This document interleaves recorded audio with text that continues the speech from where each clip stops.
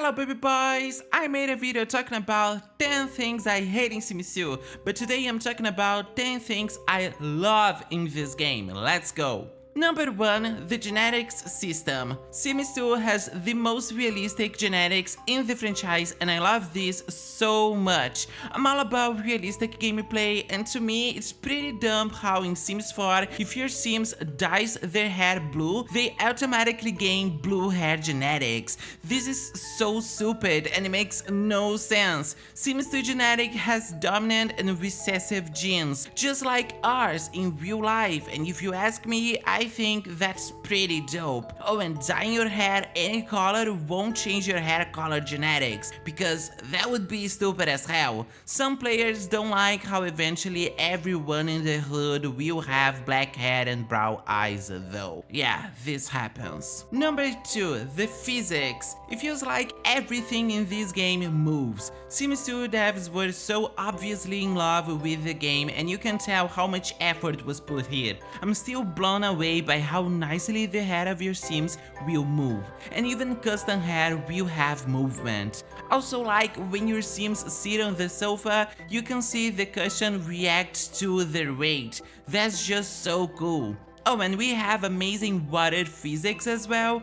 Guys, it's like I can feel the love they made this game with. Number 3, the ancestors. Now we're talking. Nowadays, EA doesn't give a shit about lore and character background, but back in the day, Sims 2 was really awesome at that. For every Sim alive, there were at least 6 dead ancestors, creating beautiful and intriguing family trees. I see some Sims 4 players shocked at how the clientes are half aliens, and I'm like, it's been 20 years. Also, it's just realistic to have, you know, ancestors. I hate the idea of playing with a Sim that has no parents and no grandparents. Sims 4, you're basic. Number 4, the cutscenes. The cinematics of Sims 2 made every Sim special, not only the premates. It's like everybody could start in a movie about their lives and achievements. They're so cute and they also feel like collectibles. I don't think I ever had a Sim complete all the cutscenes, as I only recently found out that there's a cutscene when newborns age up to toddlers as well.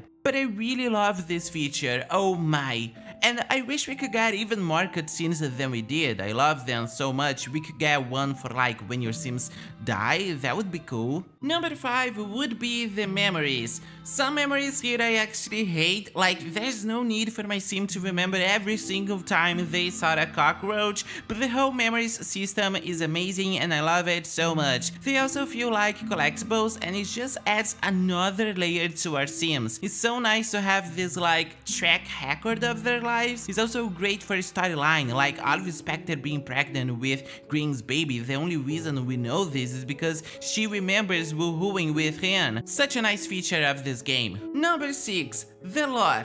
The lore from Sims 2 is pure gold, well thought, and it actually holds real influence in game. Like in Sims 4, the pancakes are supposed to be facing a marital crisis, but they're actually just fine and getting along super well, so you know there's no effort being put into actually making the lore part of the game. Also, the BFFs household where like nobody is BFFs, oh my god.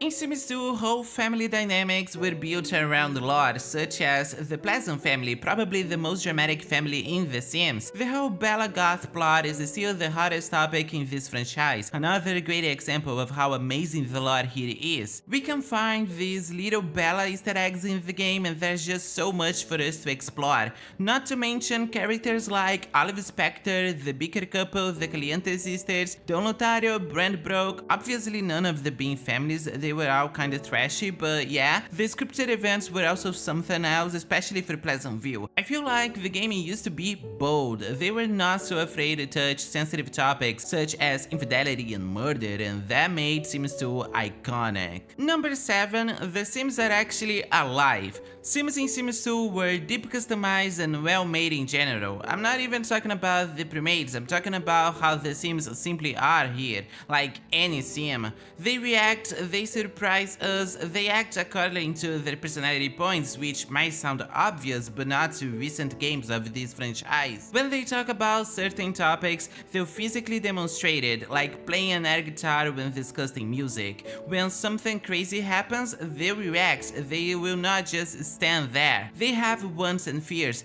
they'll be letting you know what they want. You can just sit there and watch your Sims rule the world. Now of course, it's been 20 years, so I do feel the need of modding my game to make my Sims even more alive, but they're fine as there is. Number 8. The businesses. Well, that's a difficult word for me to pronounce, but anyway, the ability of owning a business in Sims 2 is amazing, not only because you can own a business, but because of how it was made. The whole Open for Business expansion pack is out of this world.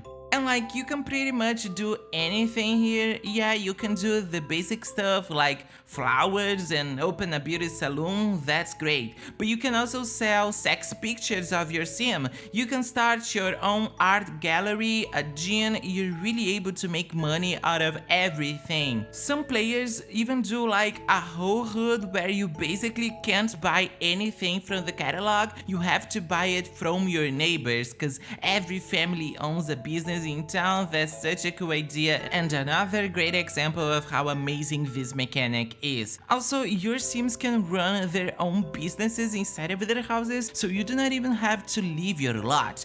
Or they can buy every lot in the hood like you're playing Monopoly. Now I'll say this. To profit can be pretty tough here, but that's realistic at least. Number 9. The Plant Sims. Growing up, I was always fascinated about the coats from The Sims 2. They're all pretty cool, but plant Sims were really something else, oh my. I love the whole plant aesthetic, and like, you can be a witch, an alien, a vampire, whatever, but they still feel like regular Sims. They just have magical powers or non-human genetics. But playing with plant Sims is actually a whole different experience, and I just love to make a lot of plant babies. That's just so cute and so cute. Finally, number 10. The whole apartment life expansion pack. Now that's a masterpiece. I love everything about apartments in Sims 2. They totally obliterate the apartments from Sims 4. Also, Belladonna Cove is actually so good. I fear most players do not realize how nice this hood is.